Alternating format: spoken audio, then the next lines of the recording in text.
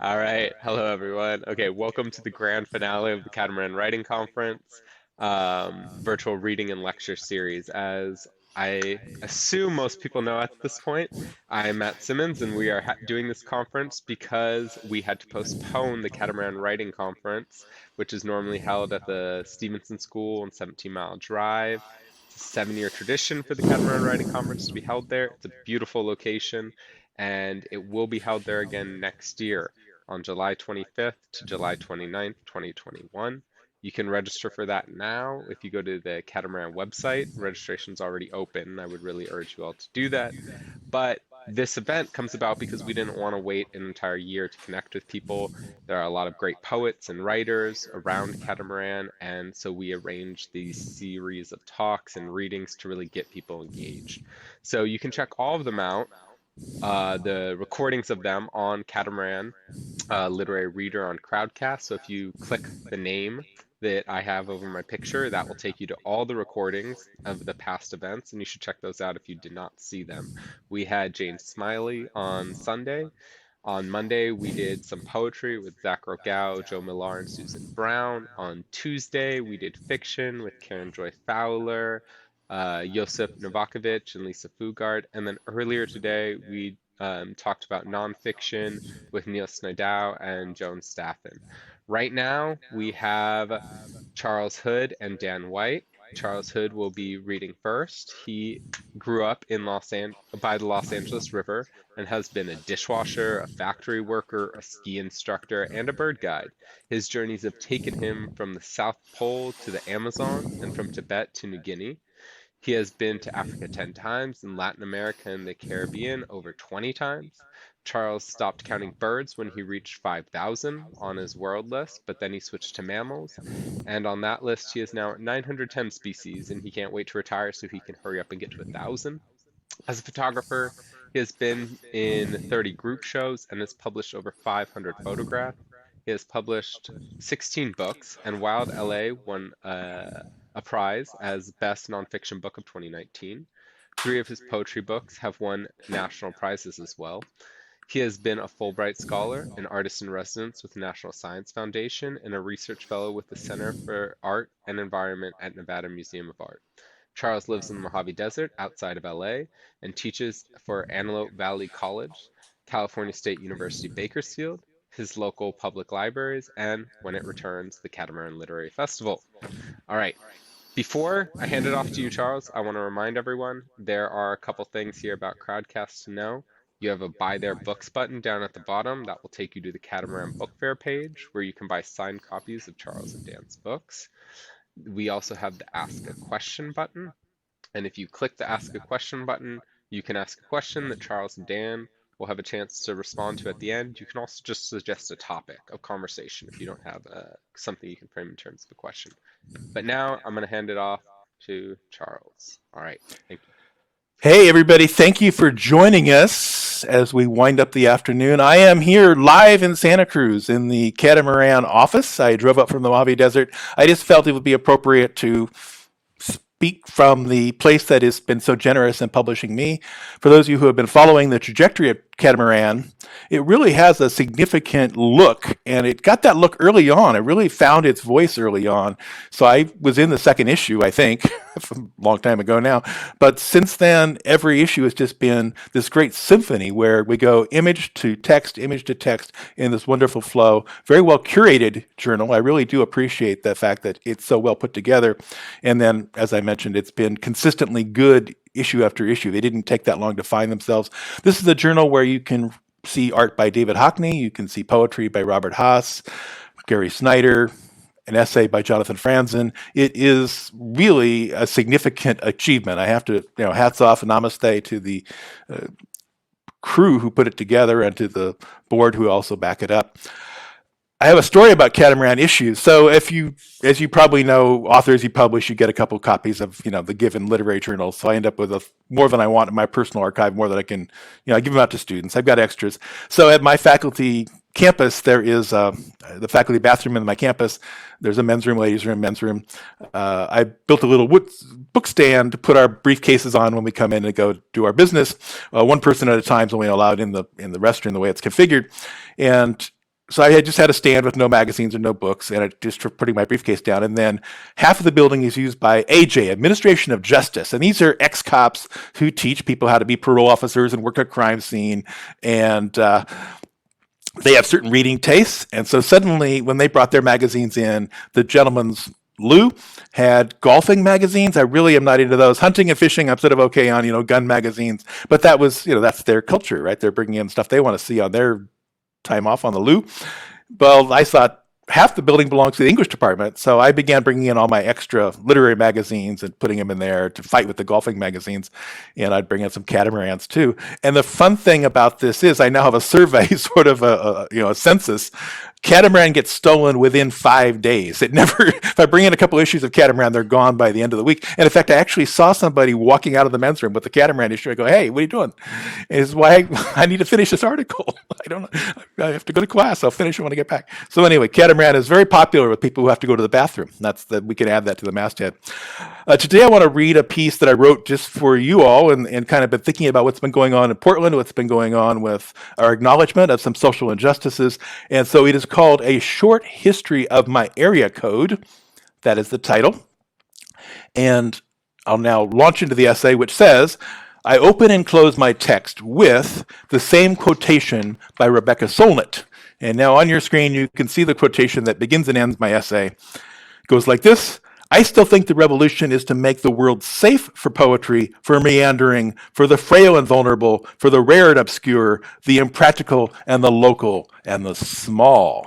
Thank you, Rebecca Solnit. And I do agree with her, even though I live in the high desert, in a place called the Antelope Valley, which is not famous for its generosity, for its frail and vulnerability. It is famous really for being the headquarters of the Flat Earth Society.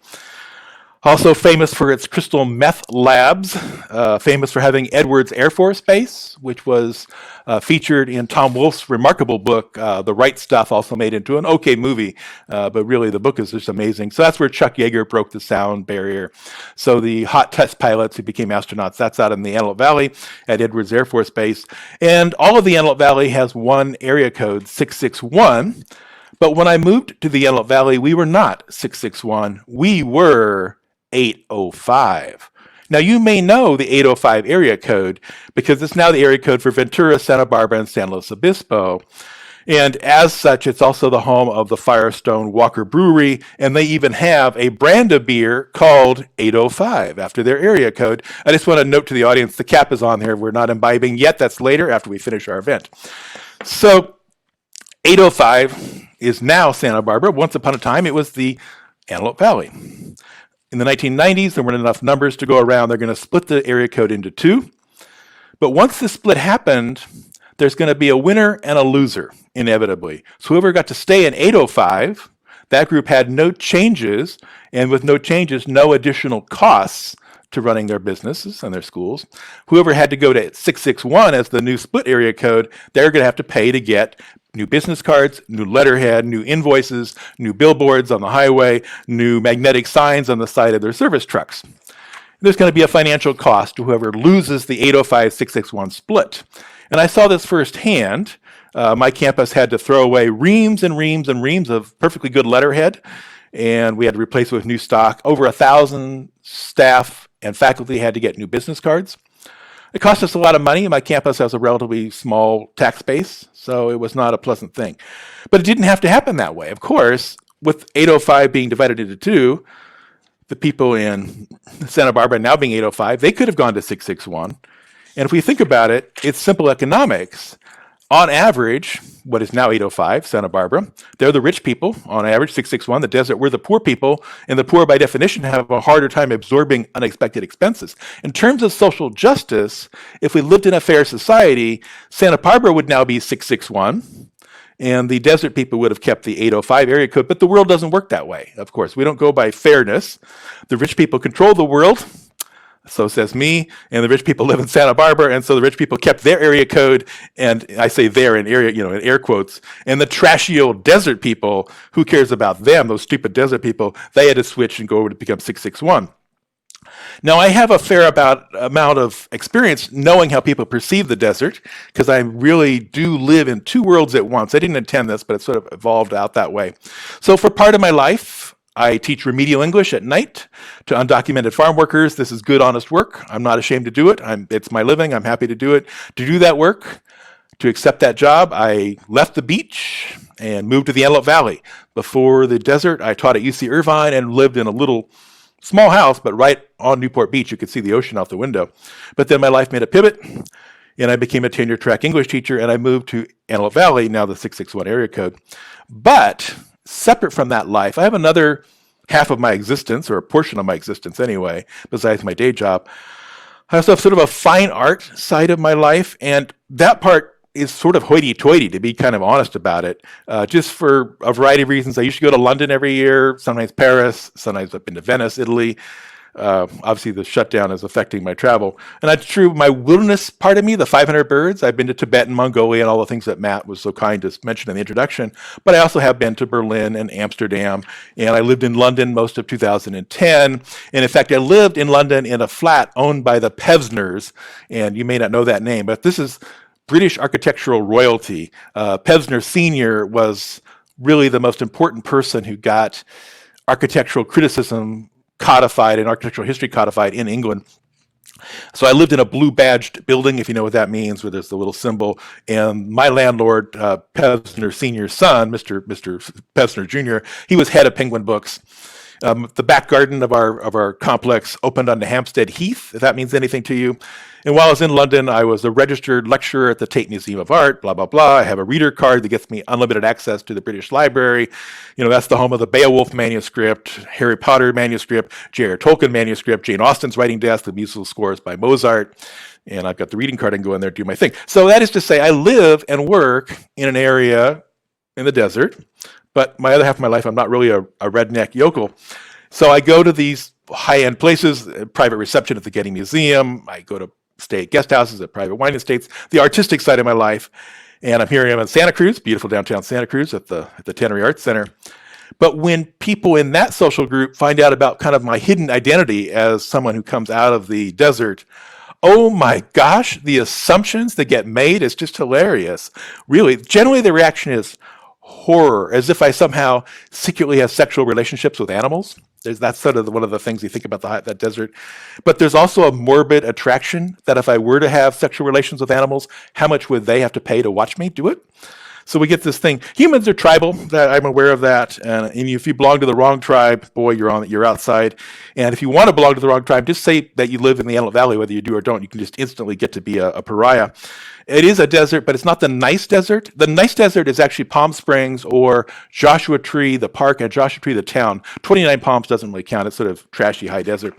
But where I live is a ghetto desert, the Antelope Valley. And this is where we put prisons, plural, landfills, plural. It's the place where the sheriffs in central Los Angeles like to dump the really crazy homeless people, put them on the train or bring them out in a van. And so we're not not well-connected. We are poor. So we're poor, not well-connected. We are, therefore, in the larger narrative of American culture, expendable. Our lives, our property really don't matter. And I have an example of this. One of the things that people do with ghetto deserts, and this happens all through the American West, my desert included, is that they become target practice for the American Air Force. Richard Misrock, a photographer, has documented this in a book called Bravo 20, which was the code name for a bombing range. I'm holding it up now, Bravo 20 by Richard Misrock. And here's a picture of the bombing range as it exists. But the issue about the bombing range is that it's not Air Force property. It's actually public land outside of Fallon, Nevada, and the Air Force has just commandeered it to use it for target practice. And they use it for target practice like crazy. They even blow up school buses. Now, there were no children in the school bus when it got blown up, I would like to assume, but I just find this terribly morbid. This is not some North Korean vehicle that we, pulled out of the salvage yard. This is a yellow Bluebird school bus, an American school bus, a bus used to take kids to kindergarten, and it's been used by target practice on public land by the Air Force. But since only poor people live in Fallon, the desert's a bombing range. What are they, you have no rights. No one cares what you think. So like Miss Rock's book, Bravo 20, my desert area too, the 661 area code area, is considered expendable, and the people in it, by definition. The first atom bomb in the history of the world was dropped on my desert, a test bomb full of concrete, no explosion. But this sort of demonstrates what they did. To drop an atom bomb is hard work. You've got to modify a B-29 and train the crew, and the bomb is actually too big to fit in a B-29. The bomb on Hiroshima and Nagasaki, they have to lower the bombs into a pit and roll the plane over the pit and crank it up, and it's hard to release it. And so they had to practice. So the base was in Utah, Wendover, Utah, where the primary strike group was for dropping the atom bombs. And then they would fly to California and drop practice atom bombs on the people who didn't matter. And so the first one was actually outside of my area in Edwards Air Force Base, 661. Later, they moved to the Salton Sea. And while the planes would fly from Wendover to the Salton Sea, they would use their machine guns and kill wild horses. They just had free range of the landscape, which is something that we don't talk about in the history of the bomb. So besides being a place to bomb and crystal meth labs and prisons, my desert's also a good place to test airplanes that haven't been quite figured out yet, because when you test airplanes, they crash, and you want them to crash on places that don't matter. So that would be the Antelope Valley. In the past 70 years, there have been 600 crashes on public land in the Antelope Valley. And I'll just repeat that. This is 661 area code, regular town, houses, school, churches, 600 plane crashes on public land where I live in the Antelope Valley. And we don't even know how many plane crashes there were inside of Edwards Air Force Base. The base itself is 500 square miles, and what happens there is their own business. It's secret. So another 600 crashes perhaps behind that. Did anybody get hurt with 600 planes falling out of the sky? Did anybody get hurt? Who cares? We're expendable. We're the poor people. Poor people don't matter. But there is one story about a plane crash that I'd like to share with you now, just that I think is a very illustrative story. So here it is. It is 1956, and the U.S. Navy wants to test surface-to-air missiles over the Pacific Ocean. The Navy takes a war surplus propeller plane, paints it bright red, fits it with automatic controls, and it plans to have the plane take off from Point Mugu in Ventura on the coast north of Los Angeles, so it can head out over the Pacific Ocean, and it'll be a target drone for the scheduled missile test. So we're going to take one of our own planes, paint it red, fly it over the ocean, and then zap it with missiles as a test.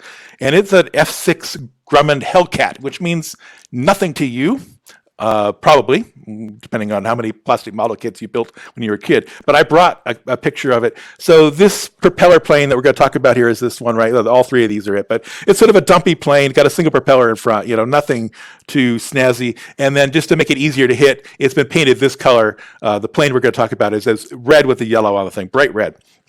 So a Grumman F-6 Hellcat.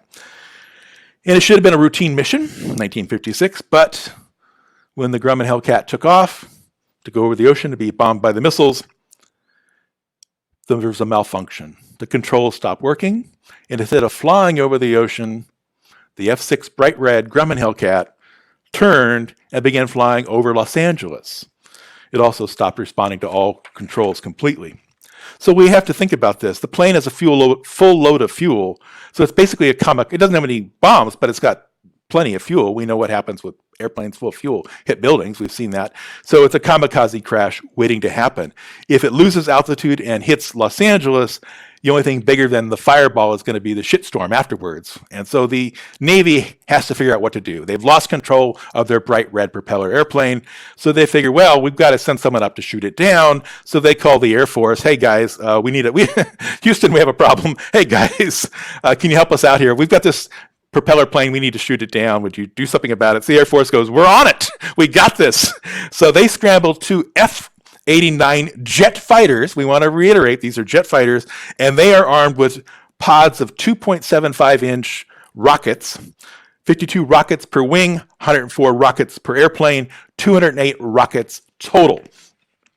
The jets are part of the Iron Ring of 1956 defense to keep America safe from the Ruskies. You never know about those sneaky Ruskies. They're always going to be trying to sneak in and Ruski us. So the sneaky Ruskies. So if our early warning signals fail, our ICBMs, Nike missiles, B-52s, anti-aircraft guns, if all of that fails, our last ring of defense are the fighter pilots in the F-89 jet fighters with the rockets, and they're going to keep America safe. So now let's just kind of recap here while I do a quick water update here. So we have one bright red unmanned single-engine propeller plane and a pair of combat-ready jet fighters with 2 trained crew members each and 208 rockets. Any rocket could blow up anything in the sky flown by any air force in the world. So it's taken so long to get all this organized, the plane is now over Los Angeles, so they hold their fire. This is the 213 area code, still is today. Lots of important people live in the 213 area code, so we can't fire our rockets now. Obligingly, the drone swung around, went past what's now Six Flags Magic Mountain, headed out to Frazier Park, Tahoe Pass, where the I-5 goes over the Grapevine, and the jets now can shoot it down. So they hit the button, go to launch the rockets, and there's a malfunction in both jets. Their automatic controls aren't working, clickety. So they're going to have to fire the rockets by manual, but this unmanned red plane is just doing whatever it wants to do. So it's now heading back towards Los Angeles. So they catch up with it over Lake Castaic, and they switch their rockets to manual. So we have 2 jets flying in tandem with the rockets, and plane number 1 launches 42 rockets. All of them missed. Plane number 2 launches 42 rockets, and all of them missed. When the rockets hit the ground, they did, though, start a brush fire in Bouquet Canyon. The red Hellcat turned again, heading out towards the open desert. The 2 jets made another run, this one above the town of Newhall, where the 14 freeway is now, Sierra Highway back then. They fired 64 more rockets, and 64 rockets missed. These rockets started more brush fires, including one in an oil storage tank, and one rocket nearly hit an explosives factory. Since it has not been shot down yet, and since the automatic controls don't work, the bright red flame is just cruising on, happens to be heading out towards where I live now, in Palmdale, in the high desert. So they've got another shot at it. So the 2 jets come back around. They've got the little propeller plane, going, dead level, not trying to evade them. And can't you just hear Obi-Wan Kenobi right now going, "Use the Force, Luke." It's time to get your mojo on for this. So they are over an inhabited area, the incorporated city of Palmdale, the city I live in now. And the 2 pilots know where they are. They're not idiots, I hope, so they know where they are. But they're over a city. They figure, a few more rednecks, doesn't matter. It's the desert. It's these are trashy people. We're just going to fire our rockets anyway. They each have 30 rockets left. Each plane fires all its rockets. So we have now 60 rockets fired at the propeller plane over a city, inhabited city, and all 60 rockets miss. However, they do start to hit other things like garages, houses, cars on the highway. So I'm now quoting from the Los Angeles Times. Edna Carlson, quote unquote, Edna Carlson was home with her 6-year-old son when shrapnel exploded through her front window, bounced off the ceiling, pierced a wall, and landed in a cupboard. The jets, out of rockets, low on fuel, return to their base at the coast. The red target plane, full of fuel, carries on, ultimately peters out of gas, takes out a few power lines, and crashes in a dirt road near my house. There was a sense that the Air Force was supposed to clean up the wreckage, but apparently they never did. In 1997, aviation buffs found the wrecked red plane. Well, it's 661 area code. It's the desert. Who lives there? Nobody that matters. Now, if there's a moral to this story, I will leave it to you to find yourself. We're not didactic here at Catamaran. I will say, however, that the brush fires burned for 2 days, and this doesn't seem to be the sort of problem that happens in Palo Alto, Santa Cruz, Santa Barbara, Santa Monica, or Brentwood. So I am speaking to you from the happy boundaries of the 831 area code, a land of generosity and beauty. And for each of us, I want to come back now to my opening quote, the one by Rebecca Solnit. So this is the one that says, "I still think the revolution is to make the world safe for poetry, for meandering, for the frail and vulnerable, the rare and the obscure, the impractical, the local, and the small." This seems to me to be our task today. Tomorrow, all of our days, no matter how often people shoot rockets at us, the fact is the rockets usually miss, no matter how close they come. Still, we have to carry on, making the world safe for poetry, making the world safe for the people who live in ugly deserts and the unwanted bad area codes. This seems to me a difficult journey, a long journey, but an important one. Thank you. That was great. Thank you very much. Yeah, that was all right. I'm gonna send you away for a little bit, and Yes, then thank we you. will be coming back for questions. All right. So, next up, we have Dan White. Dan White is a journalist and taught writing at San Jose State and Columbia University, where he earned his MFA in nonfiction. His writing has appeared in McSweeney's and Catamaran, and his book, The Cactus Eaters, How I Lost My Mind and Almost Found Myself on the Pacific Crest Trail, was an NCIBA bestseller and featured on the LA Times Discovery section. His book, Under the Stars, How America Fell in Love with Camping, has been described by Cheryl Strayed as the definitive book on camping in America. All right, so with that, I want to remind everyone, buy their books button to get signed copies of the books, like the ones I just mentioned, and ask a question button for at the end when we have questions. All right, I leave it to you, Dan. Well, thank you very much, Matthew. And thank you, Charles. I always love to learn something about American history that I never knew before, and that was really fascinating and shocking. But I'm going to read actually kind of a spin-off from my first book, The Cactus Eaters. It's this personal essay that appeared recently in the Washington Post that I wanted to share with you. But before I get started, I really want to give thanks to Catamaran for, well, first of all, the opportunities that it's given me over the years. I was part of the original group of contributing editors. I unfortunately had to step away for a while I was doing my second book, but it was just kind of amazing to be part of something, to start a literary magazine of this quality that's also kind of a community hub. And here in Santa Cruz, we have so many different literary hubs. We've got Bookshop Santa Cruz, of course, and the wonderful work that they do and their collection and all their great events. And we've got UC Santa Cruz and all the events that they sponsor. But I feel like there's something about Catamaran that kind of ties it all together, the way that we have these incredible voices, like these people internationally. We have Ursula K. Le Guin and T.C. Boyle and Molly Gloss and Belle Yang, Wendell Berry, but we also champion writers from around here. And it very much speaks to the voice of the Central Coast, aside from being kind of a venue for these international voices. And the conference, if you haven't had a chance to go to the analog version of the conference, is just a wonderful conference to go to. So I just want to congratulate Catamaran, also on their quick and graceful pivot to the online realm for this conference, and also for 8 years. I'm hoping for many more. And finally, Catamaran's also been a wonderful venue for me for teaching. It's got this great space, if you've seen their headquarters, these couches and these chairs, and I've taught these kind of experimental fiction workshops where Catamaran's been very supportive of my eccentric teaching style. And there's one course where I kind of dressed up as a unicorn as part of the prompt, and the Catamaran just rolls with it. It's great. So I want to say thank you very much to Catamaran for everything it gives to the community, really. What I wanted to do now is read something that is a bit of a departure for me. I did a personal essay for the Washington Post recently in which I talked about the surprising ways in which the hiking the Pacific Crest Trail in the 90s is an experience which keeps changing. The more time that it's separated between me and that experience, the more it resonates with me in different ways. And it occurred to me this year that there are so many lessons that I could glean from the Pacific Crest Trail that apply to our time of sheltering at home and dealing with the COVID pandemic. So I'm really hoping that these words are also useful for you, that these are these are observations and advice that also can be helpful, that can be of some comfort to you. When I hiked the Pacific Crest Trail from Mexico to Canada in the 90s, a rattlesnake struck at my ankles, missing by millimeters. I found black wriggling creatures in my drinking water. Field mice nibbled my pack straps. But the biggest obstacles were intangible things.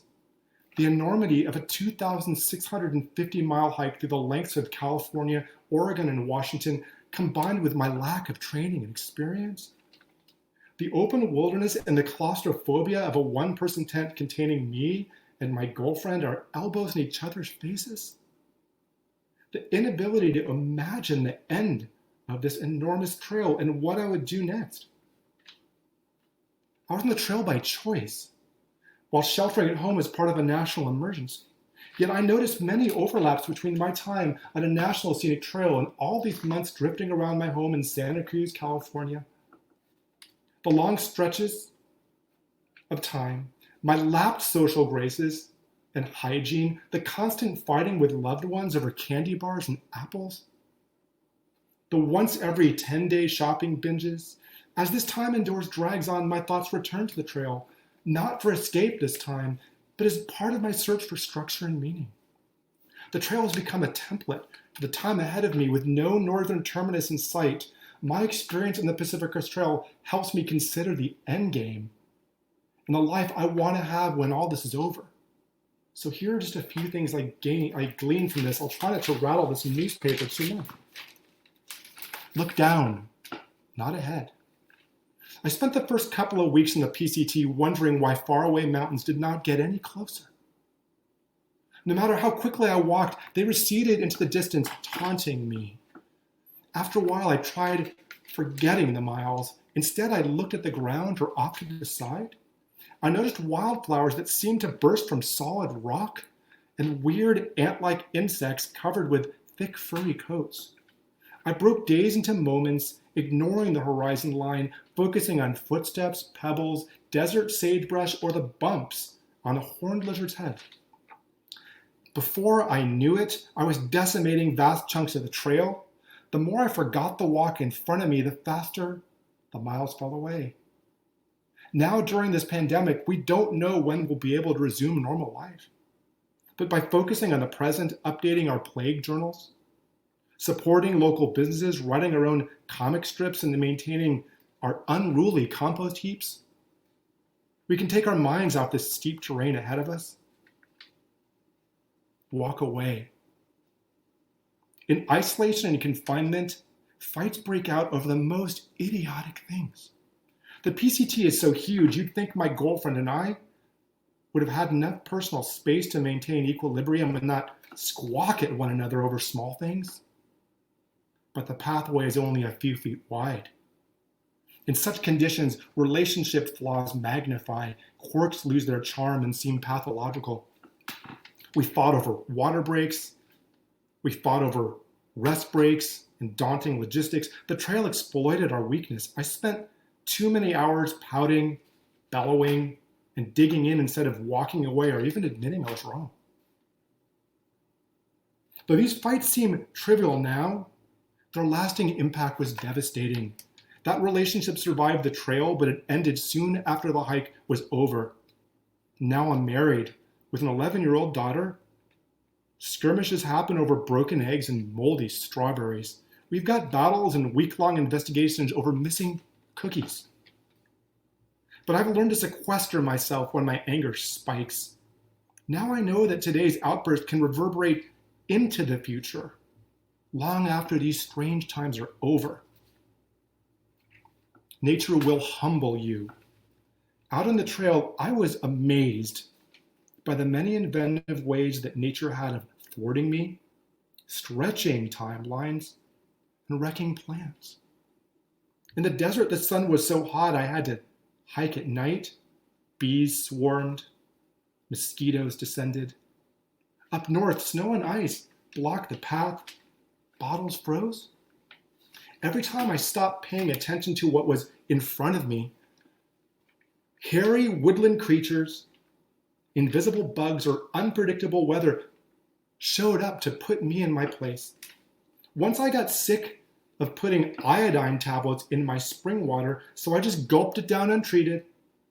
And I got so sick, I had to leave the trail for weeks. By the time the ordeal ended, I'd lost 30 pounds to giardiasis and abandoned all hope of finishing the trail that season. My timeline for finishing the trail was 6 months, but it took 2 years. This lesson came to mind when I spoke with a friend of mine, an emergency physician in Chicago, who talked about spikes in hospitalizations every time people get complacent and relax social distancing measures and stage public revolts against them. I can't look at anti-lockdown protesters without owning up to my occasional personal lapses, such as forgetting my mask at home and winding up in a tight scrum of mask-free runners and bicyclists. And then, with some distaste, I'll remember when I tried to cheat nature on the PCT and what I learned then. You cannot outthink that which cannot think at all. Accept the grace of angels. The generous people I met on the trail and in the supply towns around the trail far outnumber the jerks and miscreants and idiots. So many people offered comfort, water, and food that I forget their names, and yet the jerks loomed larger in my memory. They occupied headspace in ways that kind people never could. They shouldn't have. It's a human adaptive response, sounding the alarm at the bad and irresponsible ones. I'll never forget the men who fired their guns across the water close to a lakeside campground where hikers were sleeping.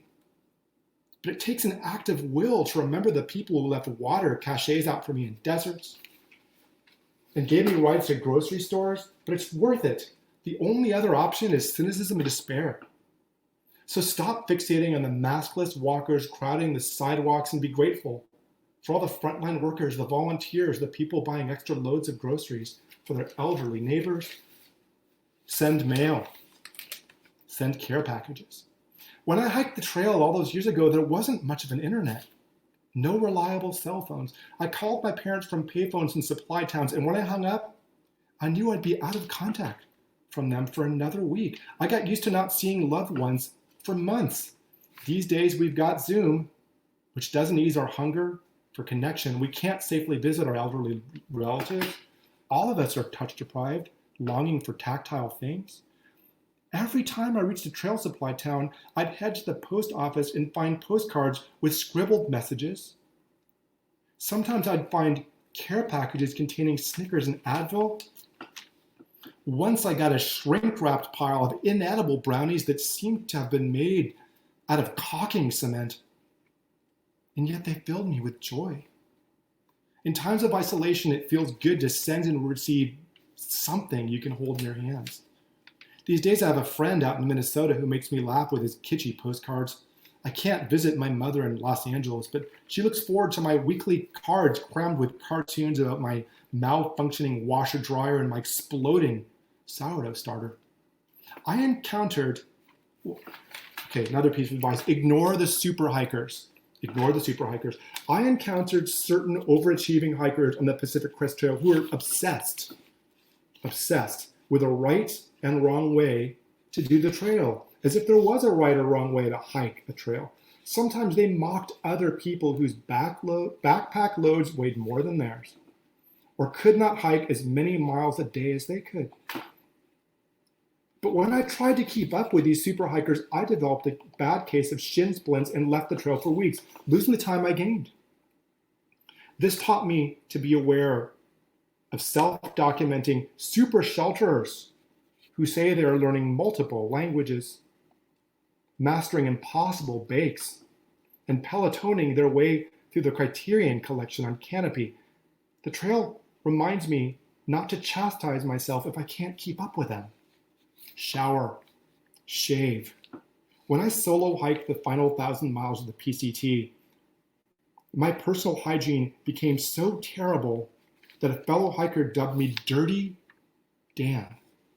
I reveled in filth, smearing mud on my legs and face and drinking boiled tang with bugs and grit in the stock pot.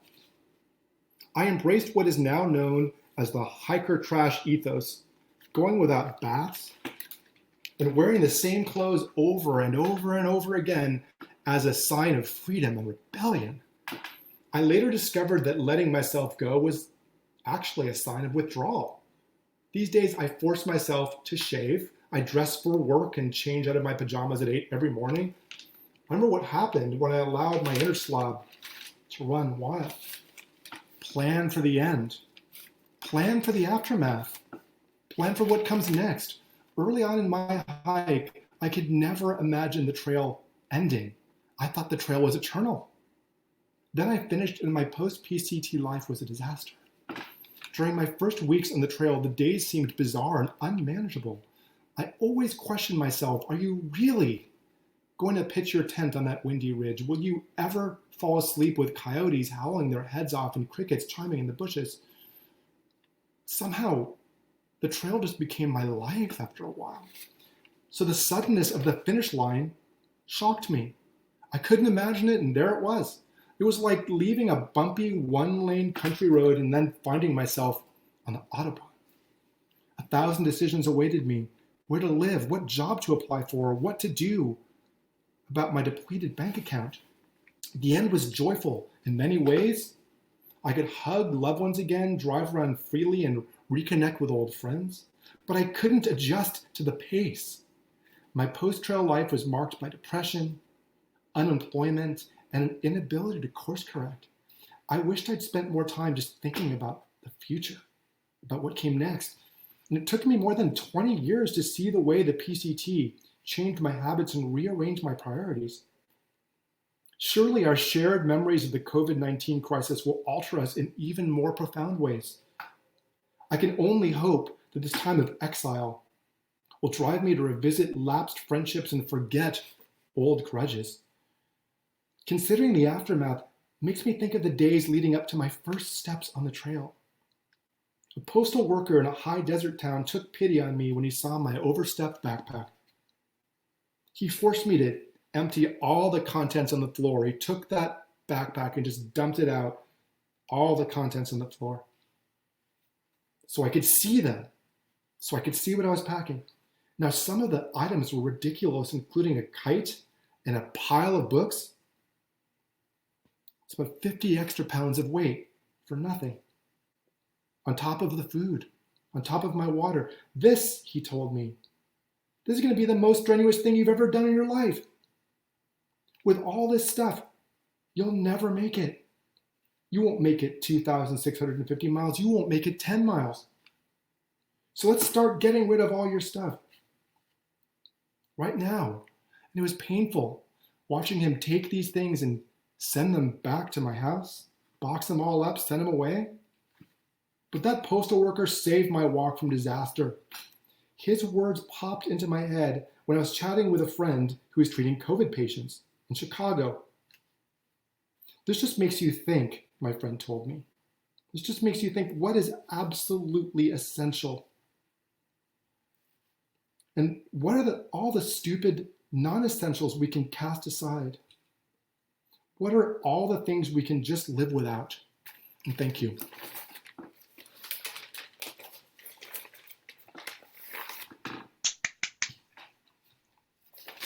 That was really great. Thank you for that. All right. Thank you, Matthew. So we now have time for questions. So if anyone has any question, go ahead and put that in the bottom. I guess the first thing I would ask, we do have a question for Dan that came in while we were here, which was about that piece. It was, where was it published, and did you have trouble writing it while also dealing with the pandemic yourself? Was it a way for you to reflect on that? That's a great question. This came out in the Washington Post travel section, and I want to show you the illustration by Amelia Restrepo, because I think it's a wonderful kind of mysterious looking, like if you look up the story online, you'll see her illustration, which is wonderful. You raise a really good question about composing and writing during the pandemic. This is one of those situations, I think if I'm composing and writing something during the pandemic where I know that I've got a contract to write it, I think that's even sort of more pressure. This was interesting because what I did was I almost wrote it on spec. I wrote it first and then I pitched it. And I wrote it, it was like 3,000 words long. I had to cut the draft in half. But I feel like one thing that's really interesting about the pandemic, it's probably true for a lot of you creative folks out there, is that on the one hand, my attention is really, really scattered. But on the other hand, when I do find myself engaging with a piece of writing or writing something, I find that the level of intensity that I have is different with a pandemic, because it's almost like there's part of me that just wants to be taken out of this, that wants to get away from the pandemic. So if I'm engaging with a travel piece or engaging with a memory, it's almost like it just puts me in a different track for a while.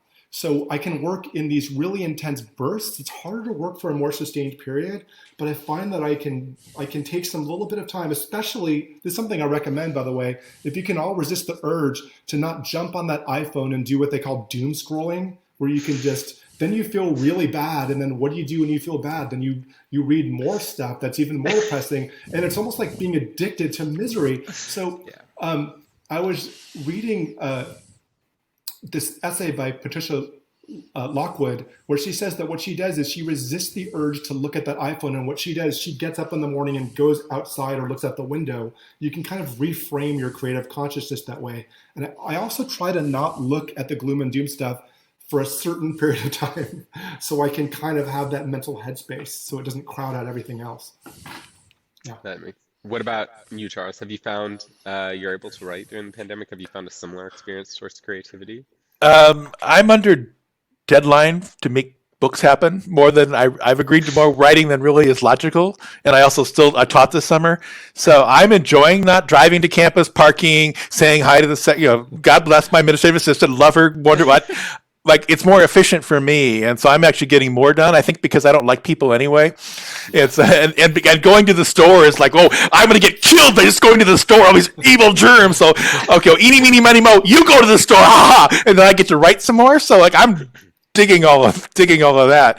But it's also true. Like, I don't even know what tone. Like, if we're gonna go on for years of misery and hardship and all the poor people dying, then my flippancy and my tone, I'm gonna have to come back and revise all these manuscripts. I think that's, trying to get the right historical perspective on this is very difficult for me. Yeah, definitely. I mean, I think especially as you mentioned with everything that's happening in Portland, everything that's happening all around the country, there's added urgency, but also, like, Dan pointed out, this doom scrolling becomes even, like, it almost feels like it's necessary at times, but it then stops you from doing anything else. So. True. It's a form of vigilance. Like, you almost feel like you're doing something about it. The more you doom scroll, the more you're somehow moving the rock forward, which you're not. You're not. Yeah. So. Yeah. What about Catherine? I actually had a question for you. Would you do the Pacific Crest Trail again? Is that something you would ever consider? It's funny because I'm planning to do a small, like a really brief backpacking trip with my daughter. That's just literally just some overnight thing. I would like to. I mean, it would be amazing if I could get a chunk of time and do that again. I do feel like, what's weird is how hard I was on myself when I did the PCT. I thought, you're only doing 11 miles a day. You're, and I feel like the past me that seemed so hapless and bumbling then seems almost superhuman now. Like, how would I do the same things? But yeah, I do. I do dream of doing something like that or building up to it again. Like maybe the Appalachian or Continental Divide, like one of Yeah, the other long. Well, it's funny because the Appalachian, the Continental Divide sounds incredible, but that's one of those things where I feel like with the Appalachian Trail, you're basically following the marks. You're following it to Maine. I mean, it's very well marked. Whereas from the people who do the CDT tell me that there's some bushwhacking, I think that if I were to do the CDT with someone with a tremendous amount of backcountry skill, that might be good, because otherwise I think I'd spend half the time. Because I think the Pacific Crest Trail is 2,650 miles, but I'm convinced that I did the 3,000-mile version because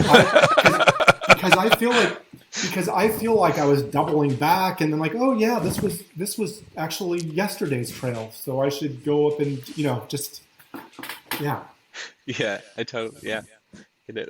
What about both of you seem to draw inspiration from natural environments around you and from your experiences in those types of environments. What is it that necessarily? I mean, I think especially Charles, your whole entire piece is about the wayward, right? The out of the way places. So what is it about that speaks to you? Is it specifically the forgottenness of it, or is there? The art critic for the New Yorker, Peter Sheldall, whose writing I really admire, they said, well, what's the purpose of art? And he says, a vacation from the self. And so I've been writing an essay called I Heart Ugly Nature, about my hometown, because I do a lot of globetrotting for various reasons, and I can't now, whether I want to or not, and all my gigs have been canceled. So I've been and my wife and I at home, we have different teaching schedules, so she can't go on walks with me because she's on Zooming when I'm not. So the dog and I have been learning my neighborhood over again, and it's really kind of reminded me how great it is just to get out of the house. And I live in an area where I can walk to a dirt lot within 5-10 minutes. I live in a relatively partially settled, partially unsettled area, but I don't check my phone. I have to be away from that part of my life, and it's making me more productive. I write more ultimately by writing, being away from the desk at least some of the day. That makes total sense. Maybe we might have lost Dan for a second. We'll see. Dan, maybe try refreshing Oh, if we I, lost your video. Are you still okay. here, audio? he's clear for me, Matt. Oh, Yeah, I he's can oh still hear maybe you. it's just me then. So let's just continue because this actually did happen in the last one where Now it says waiting for him to reconnect on okay. my end. All right. Well, in the meantime, what books are you working on right now? You said you're working on stuff under contract. What deadline? Right. So the books that Catamaran's helping me talk about are California's Guide to the Mammals Among Us. And by the way, this is one of my shots. And just for all of us to be thinking ahead, like when I got that shot, I knew the art director would be happy because it's vertical and we got the kind of alert Oh, deer, beautiful. And then this one, I actually wanted a sexier bird than a crow, but I deferred to them, and they actually really made it work. So I'm doing a book on reptiles and amphibians. My deal on the animal books is I pick a topic that I don't know as much about as I'd like to, or I should. So actually, I started writing for Heyday Books in Berkeley. Did a chapter on urban trees because I knew trees by sight, but I didn't understand their names and their connection. And then from there, one thing led to another. So I've got a herpetology book coming out with co-authors. Doing a book on Sonoma, wild Sonoma. That's a fun project. I'm doing a book of essays, untitled, but we're getting there. By golly, word by word, day by day. It's fun to write, and it's also maddening and impossible and suicide-inducing, and Yeah, you wouldn't wish it on your worst enemy. Yeah, I wouldn't, getting the writing bug. Oh my gosh. When it goes well, sure, fine. But when does it ever go to well? Never, never, never. All day long. It's going wrong, wrong, wrong. And the computer's just looking at you. You're so stupid. That's just the stupidest sentence anyone's written in the history of mankind. And then I finally get a great sentence. And then I know I have to cut it later because it went off topic. Oh, great. yeah. My moment of poetic brilliance and no one knows. Hit delete. Carry on. Yeah. Definitely. On a follow-up on the books, are all the photographs throughout the books yours? So what happened on the bird book? Well, I did have a photographer I was working with, and we had some technical issues where we had to replace some of his images. So I became a bird photographer very, very quickly. And on the mammal book, I got other people involved as well. Okay. So I was kind of casting the net pretty wide. So it's maybe 75% my shots and 25% friends who were very generous with their time, who gave me an incredibly great picture in trade for a free book. I'm sorry, I don't have any money. Heyday is a nonprofit, but I can give you a book. And luckily, my friends actually like books. You realize in the rest of the world, where would you go? I'll pay you with some books. You're like, well, you may as well just pay me with feces. What a useless thing you could do! Give me a book. But luckily, my friends appreciate it, and I've signed it. And when a signed book is worth $1 more on eBay, all of you should remember that. Oh, yeah. They can still monetize it. Yeah. Dan, to you then about the question on drawing inspiration from. I mean, you have a book on camping, you have a book on the Pacific Crest Trail, which I actually have that one here too. So for Oh, everyone yeah. to see Cactus Eaters.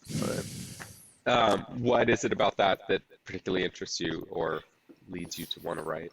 I'm really glad you asked that because sort of unpacking that issue, that question is why I did the second one, Under the Stars, which is kind of a history of sleeping under the stars of recreational camping in America from the 19th century onward. What's really interesting is that Under the Stars was sort of an interrogation of that question of what draws me to the outdoors, what draws me to the mountains and the deserts. And I think the key to it is kind of unlikely because my father was the one who introduced me to all this, and he was not a nature boy at all. He came from an incredibly built-out environment. He was very poor. He grew up on the Lower East Side of Manhattan. It wasn't called the Lower East Side back then, but during the Great Depression, he lived in a cold water flat in a tenement, and it was a pretty grueling situation for him. And all he wanted to do was escape from that. And he was a really smart guy, and with a GI Bill and a bunch of other different in his ambition, his intelligence, he was able to get out. But one of the big deals for my dad was that he really wanted to get as far away from that poor built out environment as he could. So when he became this successful tech guy and kind of the first tech wave, he moved the family to California. And then right away, even when I was a little kid, we never car camped. There were no half measures. We would just be out in the wilderness. When I was 11 years old, which is my daughter's age now, we were doing burly, like 30-mile chunks of the John Muir Trail. I remember climbing up Donahoe Pass and all the marmots popping up, laughing at us. And then, and this was so long ago that you could drink the water unfiltered without getting like fear of giardia. And then there's a sign saying, poison water, you can't, like poison, you can't drink this or you'll die or something. And just gnarly stuff. And he just really felt like the car camping was this sort of ersatz experience. And he could never explain to me exactly why it was that this guy who grew up basically in a slum was so attracted to, he had almost like a, I don't think he ever really read the writings of Thoreau and Emerson, but he almost had that outlook where he wanted to get out into the wild nature, even if we were a bit over our heads. I have all these photos of him in these mummy jackets with his bare legs and just shivering, And so Under the Stars, I think there's something that's always been really beautiful and mystical about both the desert, the high desert, and the mountains. It's always something that I've wanted to return to. And it's something where I feel like there's this painful kind of nostalgia and wanderlust that I get. I was just briefly up at Mammoth Lakes and I saw a couple of people out there just backpacking to some little overnight thing, and the amount of kind of nostalgia and envy that I feel. Because, what's incredible about the Pacific Crest Trail, aside from the fact that something could even exist, is you're living an epic. You're out there in the woods for a sustained experience, 10 days at a time. You go duck into a town, you resupply, and you go out there. And it's just this feeling, it's kind of an illusion because you're kind of going through the sort of corridor surrounded by development in some cases. But it is this beautiful illusion of your life just being completely stripped down. It's really grueling. Every day was so hard, but it was elemental. All I did for 7 a.m. to 7 p.m. all day long was hiking. There's nothing else to do. You just walked, and then there'd be bears, and then you'd run out of water, and there'd be some sort of side issues. But I don't know, it's always something that's just, I felt really mesmerized by that kind of adventure out in the desert and out in the mountains. Those two landscapes are what really do it for me.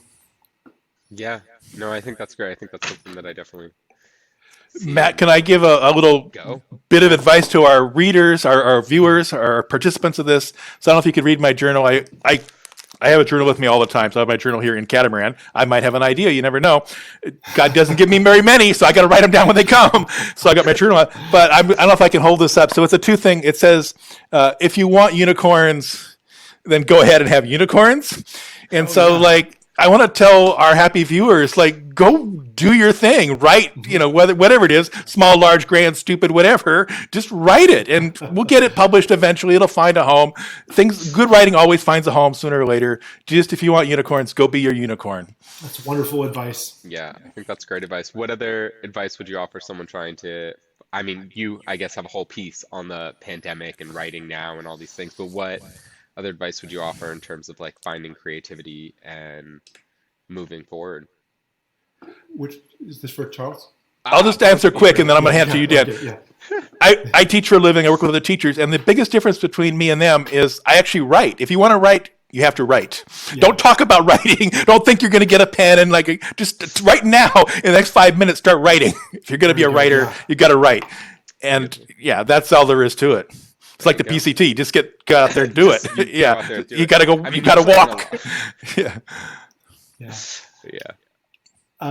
Well, I do a lot of teaching too, and some of it ranges to this thing called Ideas Generator, which is really experimental, which is really fun because I'll hand people, it's almost like a Rorschach blob of random watercolors. So I'll say, write a story about this. And, I feel like one advice that I always give to people is to embrace a spirit of playfulness. Anne Lamott has this wonderful advice in Bird by Bird, which is it's a great book, where she talks about the first draft being the child's draft, where you're kind of letting your creativity kind of romp around for a while. There's an editor side of you and a reader side of you. And I think for the first draft, just having fun with it and disallowing your imagination, nothing. And it's like what Charles said, is like you just write whatever it is, write this creature, let this thing run loose. And there's a time to go back and to fine tune later. But I think that very often, there's this one thing that I used to do, and I do it still every once in a while, is I'll have a Word doc where I will just write whatever there in the morning. I will just, whatever occurs to me, and it'll be like a scroll. And the most recent thing I write will be at the very top, and I'll date it. So I'll say what the day is, and it's just random thoughts. And the amazing thing is how much raw material you can find if you just let that sit for a while. If you step back for a while, even ideas that you've discounted and seemed worthless, that were throwaways, they can be ideas that really can gain traction for yourself later on if you step away from it. But the second part of it, my advice always is write in community. I love finding writing groups. I've been in the same writing group for a long time now.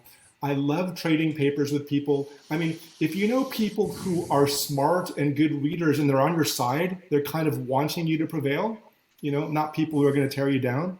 You can learn so much about your writing from an exchange of ideas with other people. It's remarkable. So I'm also a proponent of that.